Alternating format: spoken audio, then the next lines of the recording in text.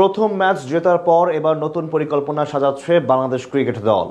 চমক দিয়ে স্কোয়াডে আনলো পরিবর্তন, যুক্ত হলেন এক তারকা ক্রিকেটার।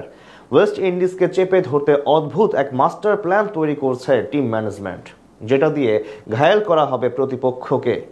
বাংলাদেশ দলের সেই প্ল্যান এবং স্কোয়াডে যুক্ত হওয়া নতুন ক্রিকেটারকে নিয়ে বাকিটা জানবো রিপোর্টে।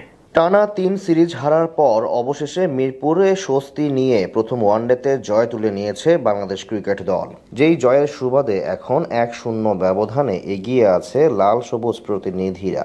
এই সিরিজে চমক দিয়ে স্কোয়াডে জায়গা করে নিয়েছিলেন তরুণ ডানহাতি ব্যাটার মাহিদুল ইসলাম অঙ্কন, যেখানে নিজের অভিষেক ম্যাচে দারুণভাবে সামলান প্রতিপক্ষ বোলারদের, খেলেন ৪৬ রানের দায়িত্বশীল ইনিংস।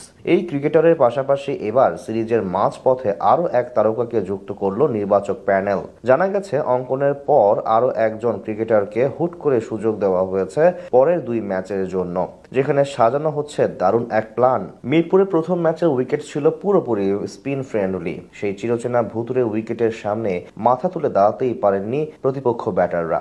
এক ঋষাদের লেগ স্পিনেই জ্বলে পুড়ে ছারখার হয়ে গেছে ক্যারিবীয় ব্যাটাররা। ২০৮ রানের টার্গেটে মাত্র ১৩৩ রানে অল আউট হয়ে যায় তাদের ব্যাটিং ইউনিট।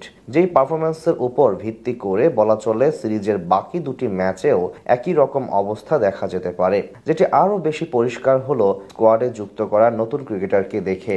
সিরিজের শুরুতে মোট ৩ জন জেনুইন স্পিনার দিয়ে স্কোয়াড সাজিয়েছিল বাংলাদেশ। তারা হলেন অধিনায়ক মেহেদী হাসান মিরাজ, লেগ স্পিনার রিশাদ হোসেন এবং বাঁহাতি অর্থোডক্স তানভীর ইসলাম, যারা কিনা সবাই ছিলেন প্রথম ম্যাচের একাদশ। কিন্তু সেখানে রিশাদ এবং মিরাজ পারফর্ম করলেও তানভীর আশানুরূপ জায়গায় বল করতে পারেননি। তাই টিম ম্যানেজমেন্ট তার ব্যাকআপ হিসেবে নতুন করে আরেক বাঁহাতি স্পিনার নাসুম আহমেদকে যুক্ত করেছেন স্কোয়াডে।